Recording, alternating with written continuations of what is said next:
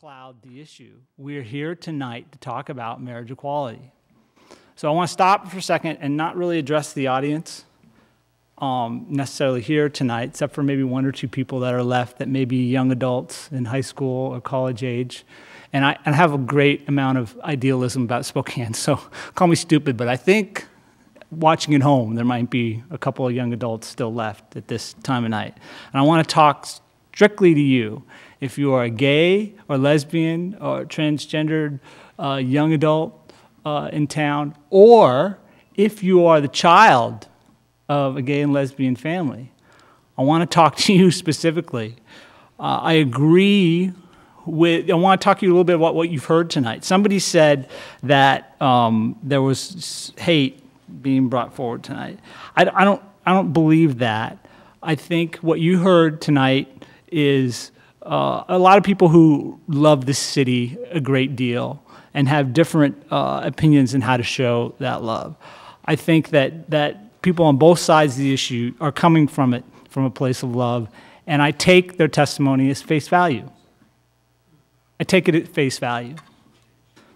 But to you young folks that are listening tonight, you heard your families described in ways that could be misinterpreted.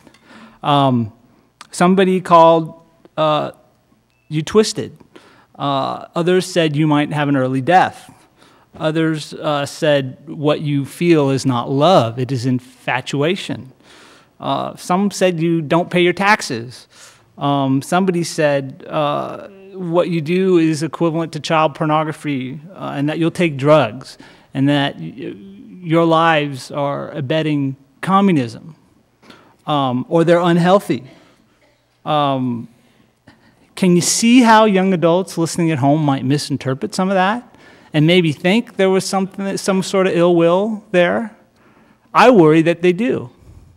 Little story, I graduated in 1987 from Lewis and Clark High School, go Tigers. No offense to the Ferris and North Central kids who testified tonight. Thank you for sticking with us and bringing us your testimony. Last day of school in 1987, I think we had one out gay kid in 1987. His name was Chris. And the last day of school, somebody dumped a bucket of slimy water on him from a second-story window while school administrators just watched, and a lot of people laughed, and nobody did anything about it. This was just a real public example of the kind of things that gay and lesbian kids faced at LC in 1987. Heck, I didn't do anything. I don't think I laughed, but I didn't do anything. Chris, I don't know where he is now, but I can tell you just about every gay and lesbian person that I knew or that I knew later on became out, moved away from Spokane. They went to other cities. Somehow they learned from growing up here that they should move to a big city once they exited high school. Now, fast forward to now. We have been in I think, a 20-year-old conversation, as far as I can tell, about how we get the best and brightest to Spokane. What do we do? Why do we chase away our kids? How do we get them to invest in Spokane, to invest in our community, to want to live, to raise their families, to come back to Spokane or never leave Spokane? Well, I would assert to you that one of the biggest ways we chase away these kids is we don't have a situation where people can unequivocally say that they are accepted, that they are welcome as gays and lesbians in the city of Spokane. And that's something we need to change. And that's probably the biggest reason I wanted to see this come forward tonight.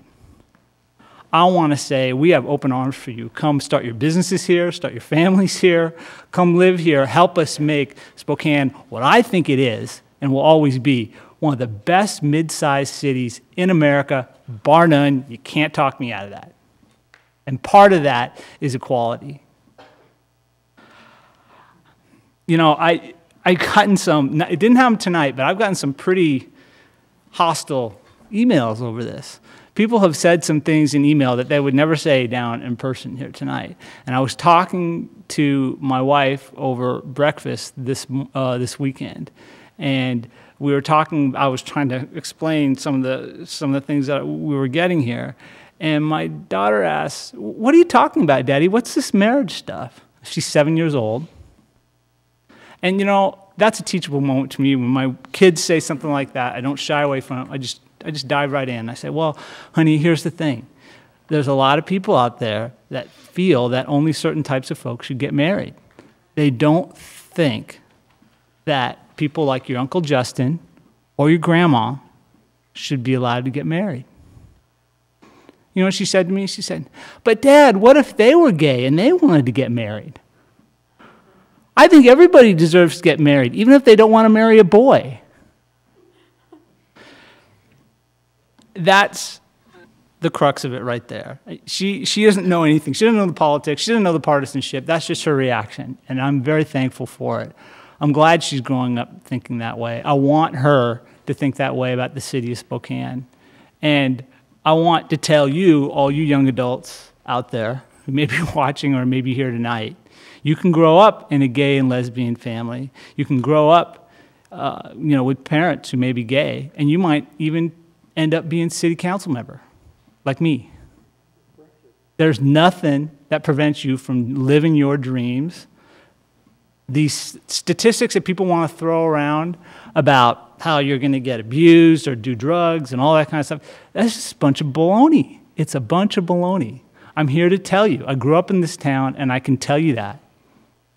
So I want to thank the council for considering this tonight. It's been a long night. I want to reiterate what Council President said. Nothing we do here tonight deters us at all from all the other issues we work on. This is a very hard-working council. Everybody's working on legislation. Everybody's trying to come up with policy solutions. But I can't think of a better policy statement to make than equality for the city of Spokane.